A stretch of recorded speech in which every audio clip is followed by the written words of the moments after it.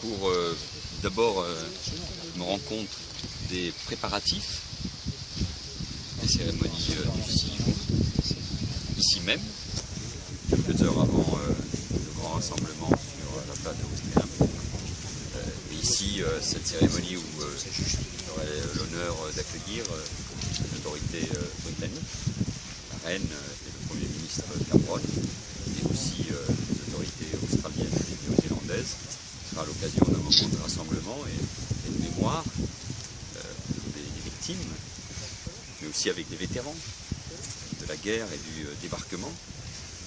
Bon, et puis en venant ici, c'était également une manière non seulement bien sûr de saluer tous ceux qui préparent ce rendez-vous important, l'État, les collectivités territoriales, les associations, et puis ainsi visiter la cathédrale, sonner la cloche, cette nouvelle cloche, et puis me rendre à la sous-préfecture qui est évidemment marquée par l'histoire et la présence de Charles de Gaulle. Et puis venant ici sur ce cimetière où nous nous retrouverons avec la reine d'Angleterre, là aussi nous serons dans cette journée qui sera, j'en doute pas un seul instant, un 70e anniversaire très particulier, notamment pour les vétérans, mais pour la population de Normandie qui veut être pleinement associée à ce rendez-vous. Ce que je vois, c'est que les choses se préparent bien.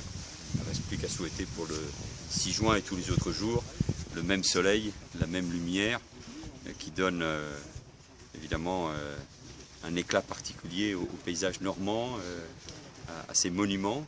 Je pense bien sûr à la cathédrale, et tout simplement à ces territoires qui est magnifique. La France, vous savez, elle est belle de son histoire, de sa mémoire, mais elle est belle pour préparer l'avenir.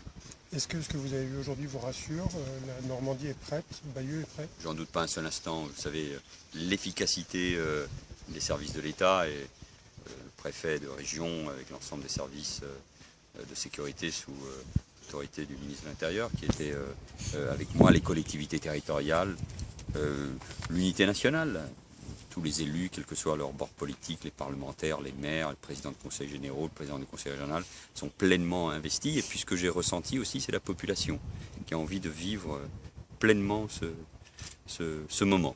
Et c'est important, non, j'ai grande confiance, moi, dans les services de l'État. Merci. Merci à vous.